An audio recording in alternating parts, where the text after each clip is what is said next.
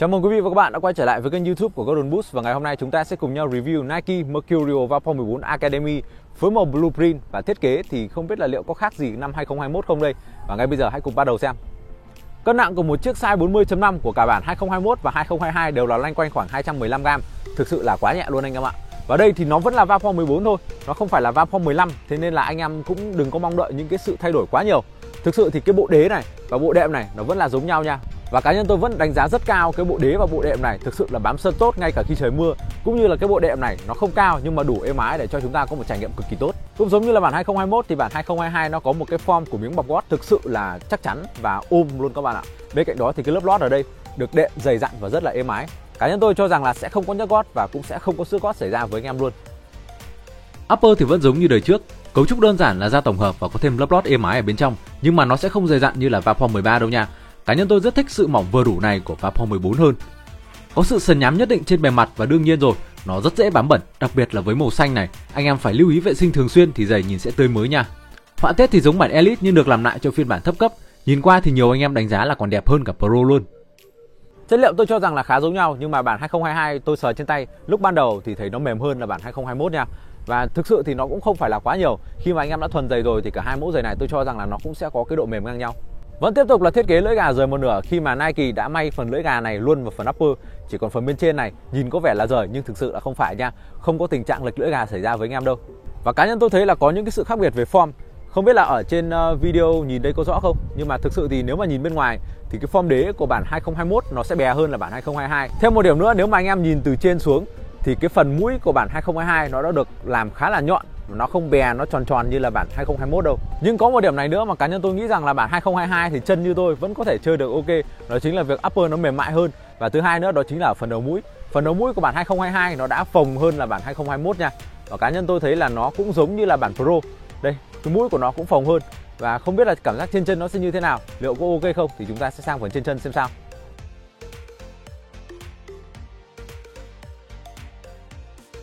Cảm giác lúc mới đầu hộp và xỏ chân vào luôn thì cảm giác chân tôi như bị bó giò vậy. Và nếu như anh em nào mà chân bè mà xỏ vào mẫu giày này thì cũng giống như tôi thôi, nhìn nó rất là khủng khiếp các bạn ạ, nó sẽ không đẹp một tí nào. Nhưng mà rất là nhiều comment bảo ông nên thuê một người kiểu chân thon để có thể làm mẫu cho giày. Nhưng mà rất xin lỗi anh em về vấn đề đó, bởi vì đây không phải là một kênh để show cho anh em xem cái độ đẹp của giày. Đây là review, đây là trải nghiệm và đây là trải nghiệm của tôi. Và well, có lẽ là cái việc mà thuê một người chân thon để đi cho đẹp, để thỏa mãn cái nhu cầu của anh em thì có lẽ là nó sẽ không xảy ra đâu. Chân bè xỏ vào giày form thon mà cảm thấy bị tức chân thì phải như thế nào? Anh em có thể cho tôi câu trả lời được không ạ? Yes, tôi cũng đã nghe thêm một số câu trả lời đúng rồi đấy. Đó chính là đem hơi nước sôi nha. Tôi đã đem hơi nước sôi với đôi giày này nhưng mà nó mềm hơn nhưng cũng không cải thiện là bao nhiêu các bạn ạ. Căn bản là bởi vì cái phần volume ở trên cái phần upper đầu mũi này nó không phải là nhiều so với cả cái form chân của tôi. Và thế nên tôi vẫn cảm thấy là bị tức, là bị ngồn ngộn lên ở phía trong giày. Vậy nên làm gì tiếp bây giờ? Đây chính là lúc mà một cái lót Mizuno vào cuộc anh em ạ. Thế thì tại sao lại lót Mizuno nhỉ? Cá nhân tôi cảm thấy rằng là nếu như mà so sánh tương quan về độ dày giữa lót Mizuno và lót nguyên bản của Nike thì lót Mizuno nó mỏng hơn khoảng một nửa luôn. Bên cạnh đó sau khi thay lót này vào rồi thì độ êm ái nó cũng không thay đổi là bao. Điểm mạnh nhất của lót Mizuno này nó chính là nó chống trượt anh em ạ. Kể cả mà anh em có đi tất dệt kim thông thường thôi thì đi kết hợp với cả lót Mizuno này nó cũng không bị trơn trượt trong giày. Và đặc biệt là cái lót này nó sẽ hữu hiệu với những mẫu giày Adidas. Và sau khi thay cái lót Mizuno vào thì tổng thể bây giờ trải nghiệm nó cũng bắt đầu ổn áp rồi đấy các bạn ạ. Nó thoải mái hơn nhưng mà nó vẫn có những cái sự bó tức ở khu vực ngón út này. Và bây giờ thì không còn cách nào khác là phải thuần chay thôi, đem ra sân và chiến. Và sau khi đã làm tất cả các bước nêu trên thì tôi chỉ cần đúng duy nhất một trận để có thể thuần mẫu giày này. Và cá nhân tôi cảm thấy là sau một trận nó có những cái sự bó tức nó rất là nhẹ thôi các bạn ạ. Thì đến trận thứ hai cảm giác hoàn toàn là thoải mái và tôi đã có thể chiến với cường độ cao với mẫu giày này và không cảm thấy bị khó chịu ở đâu hết. Và cũng giống như đôi Superfly 8 Academy, tôi cũng chỉ cần đúng một trận để thuần và sang trận thứ hai là những cảm giác tiêu cực nó đã bay mất hết. Cảm giác tôi thích nhất đó chính là sự bó khít trên toàn bộ upper, và sau khi thay lót Mizuno mỏng hơn tôi cảm thấy được mũi chân cũng được nhích lên thêm một chút, cảm thấy ổn áp luôn ở vùng đầu mũi. Vậy nên đôi giày này mang lại một cảm giác xuyên suốt và tạo ra cho tôi sự hưng phấn khi sử dụng. Tưởng là sẽ cảm nhận rõ được cái mũi phồng nhưng mà không đâu anh em ơi. Ôm khít nhưng không tức không mỏi, thoải mái nhưng ở trong một cấu trúc có sự chắc chắn, đó chính là điểm ăn tiền nhất trên Vapor 14 Academy. Và tôi cũng đánh giá đây là một trong những mẫu giày mà anh em mới chuyển từ Bata qua hay các hãng Việt Nam qua thì cũng nên sử dụng. Form đã bè hơn và không kén người sử dụng như trước nữa. Giờ có cho thêm tiền chưa chắc tôi đã sửa lại Vapor 12, 13 đâu, vì hồi đó form còn thon lắm anh em ạ. Chạm bóng rất thật và tôi cảm thấy như thêm phần tự tin khi trên chân. Đế thấp cộng với trọng lượng siêu nhẹ nên cực kỳ dễ xoay sở và xử lý bóng. Cảm giác chạy cũng là rất bon chân luôn, khi đế bám tốt, có đủ sự đàn hồi tới từ upper và đế. Và một lần nữa, Vapor 14 chiếm trọn cảm tình của tôi vì trọng lượng nhẹ top đầu phân khúc. Và sút bóng thì vẫn vậy nha anh em, cảm giác nó cứ bị sướng hơn là Pro luôn đấy. Khét lẹt luôn vì sự ôm hít trên toàn bộ upper, một trải nghiệm tuyệt vời trong tầm giá.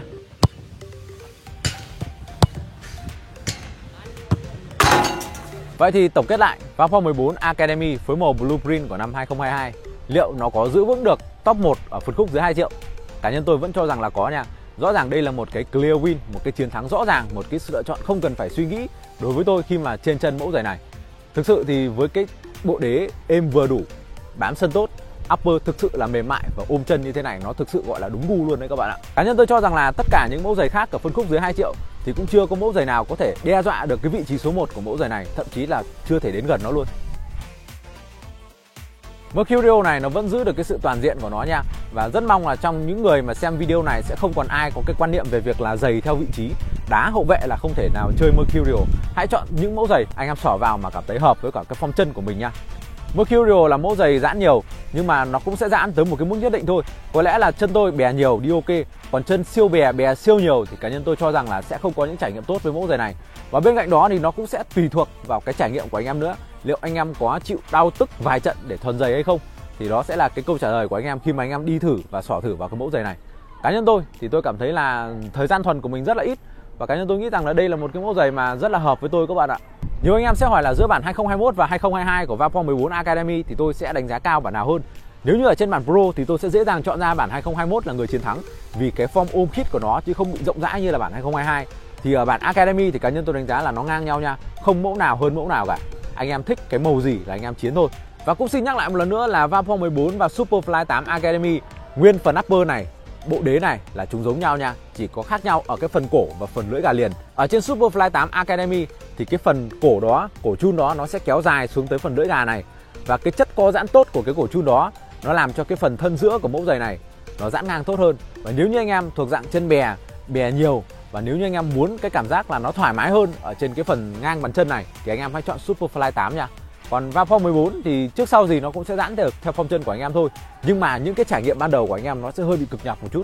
Chân tôi là dài 25,5 cm, ngang là 10,5 cm, đo khi đã đi tất và được tính là bè nhiều. Và cả hai mẫu giày Vapor 14 Academy phối màu của 2021 và 2022 tôi đều đi size 40.5 nha. Rất là ok luôn, mặc dù với cả chân bè nhiều như tôi. Và nếu như các bạn muốn mua mẫu giày này hay là nhiều mẫu giày khác tới từ Nike, Adidas, Puma, Mizuno thì địa chỉ cần ghé đó là Hùng Sport. Đây là một cửa hàng bán giày bóng đá chính hãng vô cùng uy tín, giá cả phải chăng, mẫu mã đa dạng, có chính sách đổi size đổi mẫu cho anh em từ xa và chính sách trả góp cho anh em nữa. Link Facebook và link website là hungsportstore.vn tôi sẽ để ở dưới phần mô tả nha, anh em hãy nhớ bấm vào để ghé xem. Và trên đây là tất cả những đánh giá của chúng tôi về Nike Mercurial Vapor 14 Academy phối màu Blueprint. Và nếu như các bạn có sở hữu mẫu giày này và có những đánh giá khác tôi, làm ơn hãy để lại ý kiến ở dưới phần bình luận để cho những anh em vào sau có cái nhìn đa chiều hơn về mẫu giày này nha. Và cuối cùng thì đừng quên thích video này và đăng ký kênh của chúng tôi để không bỏ lỡ những video nào ra mắt trong tương lai. Và ngoài ra bên này các bạn có thể thấy là một danh sách phát các video review giày bóng đá chính hãng mà tôi đã làm từ trước. Hãy kích vào đó để xem thêm nha. Và bây giờ thì xin chào tạm biệt và hẹn gặp lại trong những video tiếp theo.